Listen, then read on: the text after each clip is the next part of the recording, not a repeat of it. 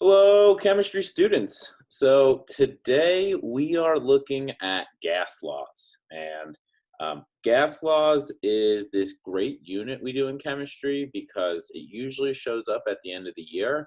And a lot of chemistry students end up saying, even though it has a little more math than they normally like, it's math that they're good at, and kids typically do very well in this unit and they kind of enjoy it. So I'm going to have this video on a couple of gas laws, and I'm also going to have some demo videos later today.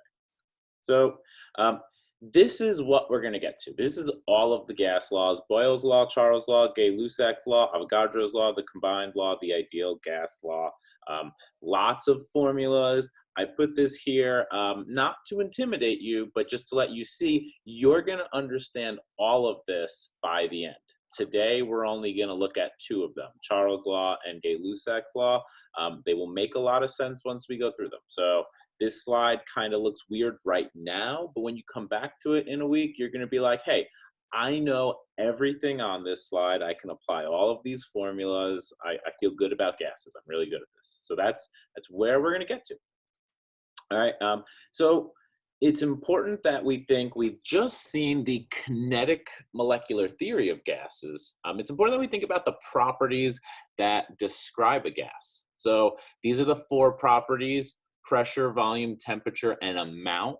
An amount is moles. We're going to use the symbols P, V, T, and N. All right, so P for pressure, the force exerted by a gas against the walls of the container.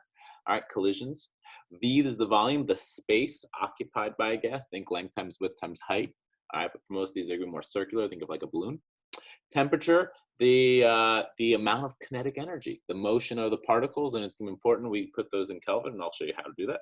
And then amount, the quantity of gas present in a container. We're going to want to use moles, right? That's that counting particle, that counting number for particles.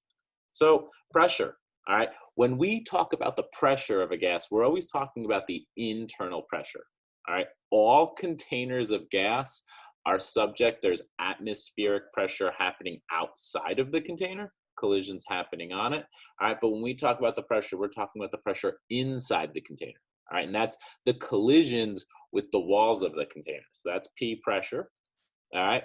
Volume, all right, that's the space it takes up. So remember, we talked about this number, 22.4 liters. That's the volume 1 mole of gas occupies at standard temperature and pressure. All right, 1 atmosphere pressure and 273 Kelvin. But volume's just the space it takes up. Typically, we'll use the unit liter, L, and this is going to be V in our equations today.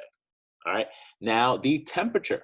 All right, remember, a cold gas, the particles are in motion, but it's a slow motion, and the hotter the gas, the faster the particles move.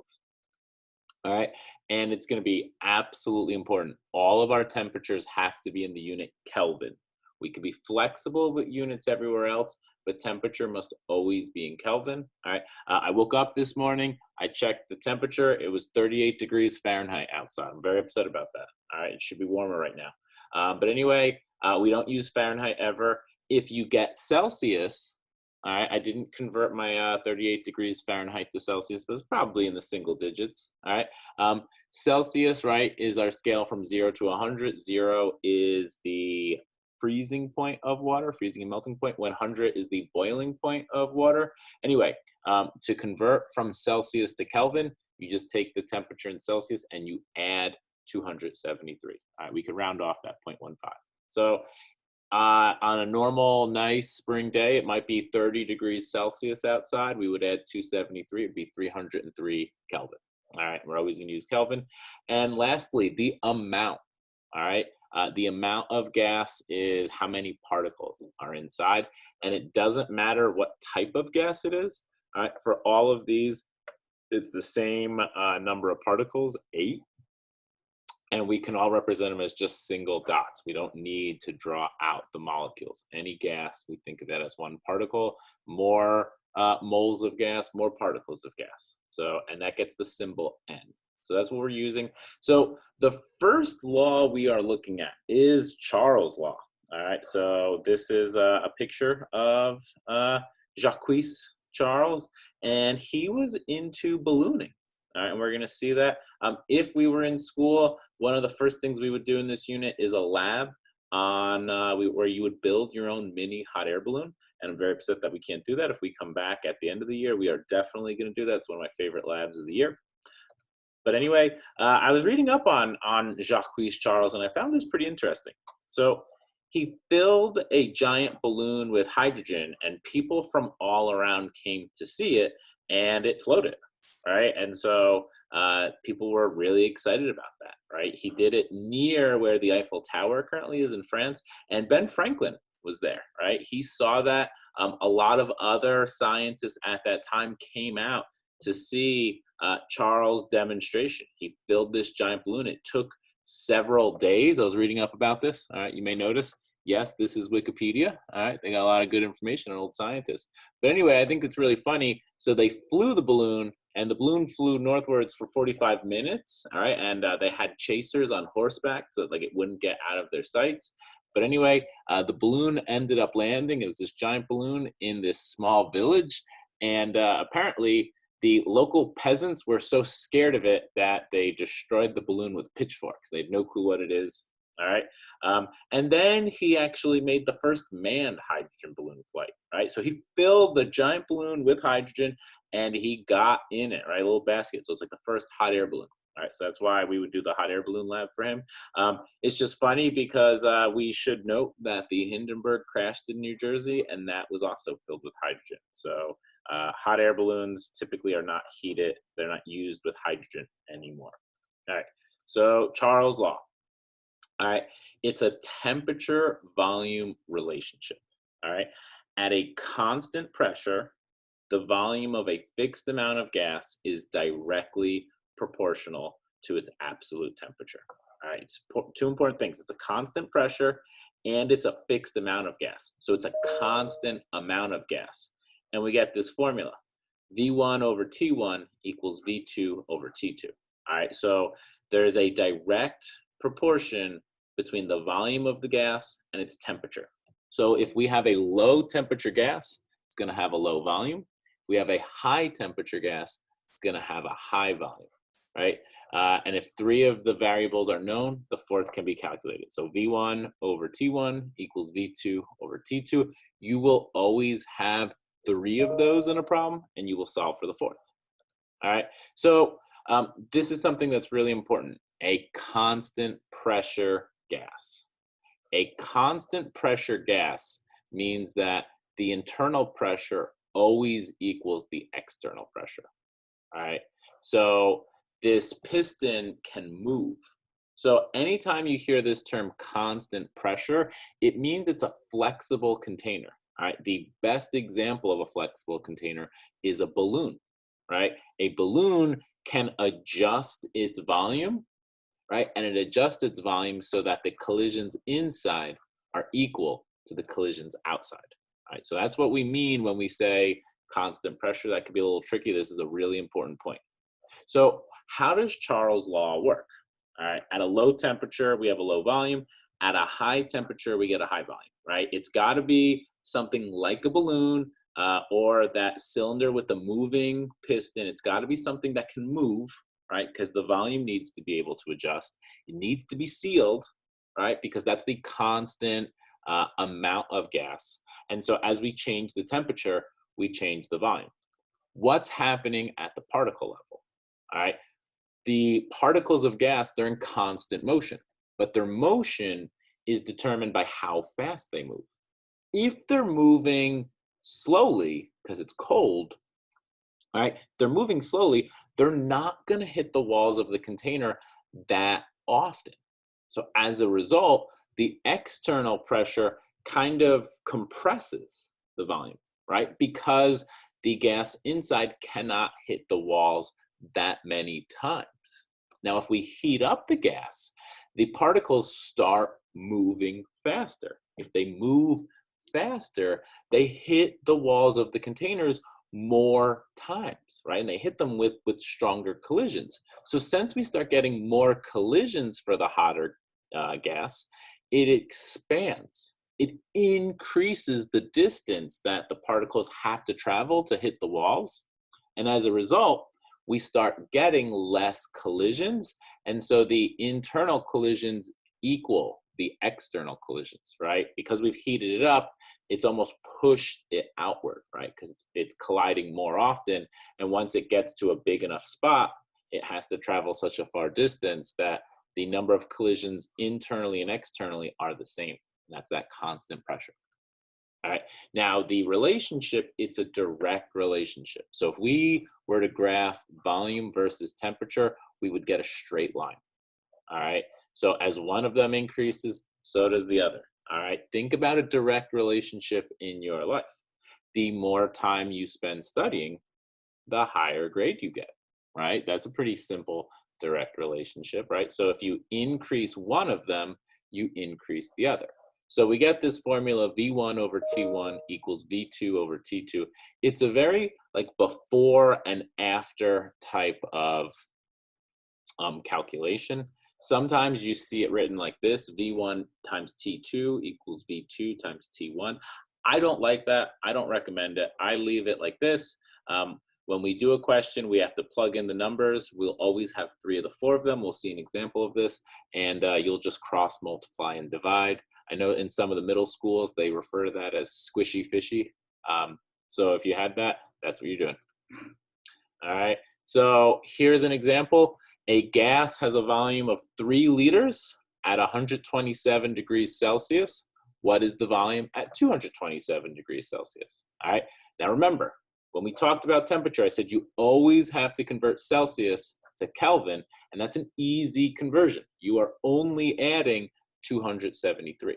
So let's take our T1, our initial temperature. It's 127 degrees Celsius, add the 273, now it's 400.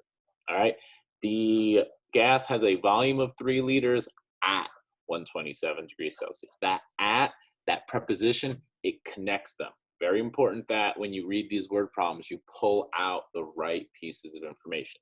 So the volume is 3 liters when the temperature is 127 degrees Celsius, or we've now converted it 400 K.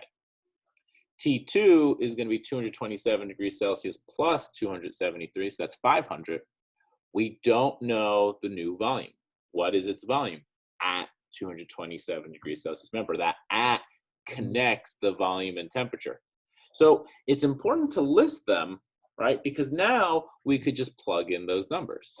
So V1 is 3, T1 is 400, V2 we don't know, so we make it X, and T2 is 500, right? So now we have the equation. We are solving for X. Cross multiply, right? So 3 times 500 equals 400 times X. Divide both by 400. We get X equals 3.75 liters.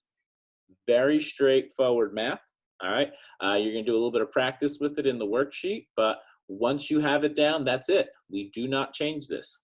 Any one of these 4 pieces can be X, right? So we never know where it's gonna be. We have to read the question to make sure we know where it is.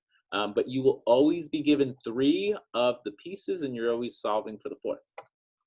All right, and again, Charles' law, it's a before and after relationship. The majority of the gas laws we look at, they're before and after. We have some initial set of conditions. We change something. For Charles' law, it's the temperature. We change the temperature. Now we get a new volume. All right, tips for the word prompts. All right. Look for either the words before or after, or initial or final, right? So something, one set, then another set. Think about words like at will connect the initial pressure or the initial volume with the initial temperature.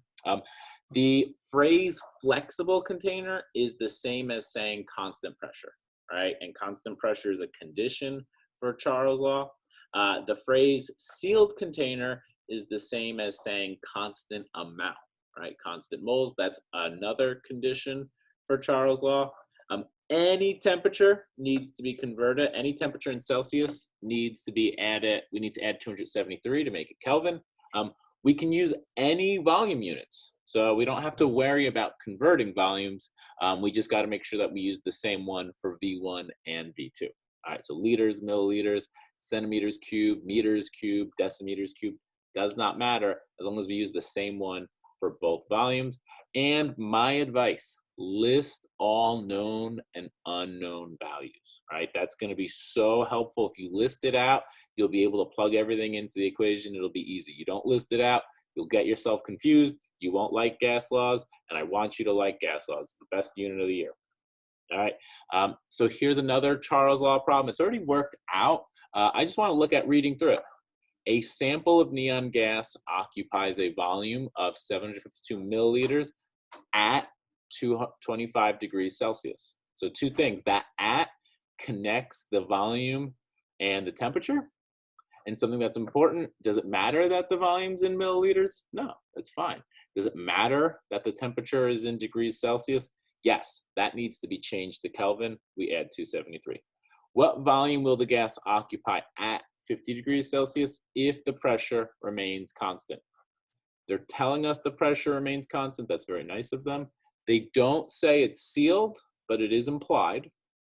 And we're being asked to solve for a new volume at a new temperature. And again, I'm going to say it one last time. That word at is really important because it connects those two properties. So we would list out our values. We would set up V1 over T1 equals V2 over T2. Some people like to rearrange it up front. I don't recommend that, but if it works for you, go for it. All right. So now we're going to switch. We're going to leave Charles behind. We're going to look at Gay-Lussac's law. All right. A lot of people, myself included, I used to say, oh, Gay-Lussac, he was involved in diving. But that's not actually true. I was studying his history today. He was also a hot air balloonist, but he was a little late to the scene, right? So Charles got there first, so he gets all the credit. So Gay-Lussac was continuing his research, but even though he was an amateur hot air balloonist, he looked at rigid containers. All right. Another interesting thing about him, though, he's the guy that discovered water is 2 parts hydrogen and 1 part oxygen. All right. You may remember this apparatus. We used it in school. This is the electrolysis of water. And he is the guy that discovered this. He discovered that water is 2 parts hydrogen, 1 part oxygen, H2O. So that's a pretty big discovery, right? You know, you like to say that and like to feel really smart. Instead of saying water, you say H2O, and you're like, oh man, I'm a little bit of a chemist, right? That William Defoe meme. But anyway, that's Gay-Lussac. This is the guy we're talking about right now. So rigid containers. I just want to be really clear with this. A balloon is a flexible container. The atmospheric pressure on it is equal to the internal pressure. Balloons can expand if they're heated up, and they can shrink if they're cooled off, right? Assuming that the material can handle that type of heat. A rigid container, and they're usually made of like a metal, they're usually steel, they could be made of different metals. A rigid container maintains its volume, all right? So a rigid container, the pressure inside can be higher than atmospheric pressure, it can be lower than atmospheric pressure, all right? A rigid container doesn't care about atmospheric pressure. A rigid container is a fixed volume, and the pressures can change. And typically we use a pressure gauge like we talked about in the kinetic molecular theory video to know what the pressure is. All right, so Gay-Lussac's law, all right, it now looks at pressure and temperature. Charles' law was volume and temperature, Gay-Lussac's pressure and temperature.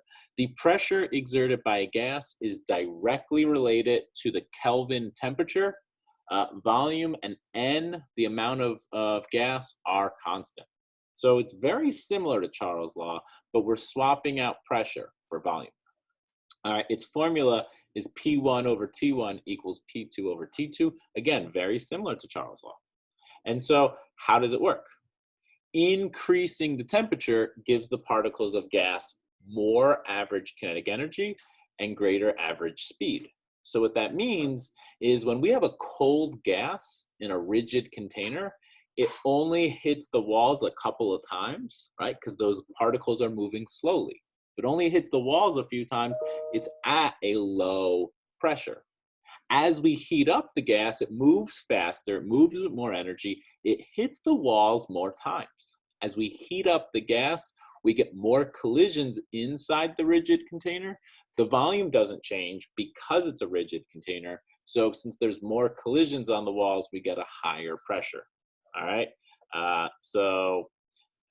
Heat them up, speed them up, right? More faster particles inside the container, more collisions, more pressure. It's still a direct relationship, right? So the more Mr. Lopriato YouTube videos you watch, the smarter you get. Easy direct relationship, right? We can all follow that. But it's P1 over T1 equals P2 over T2. All right, the tips. So it's the same as Charles' law. Look for that before, after, initial, final.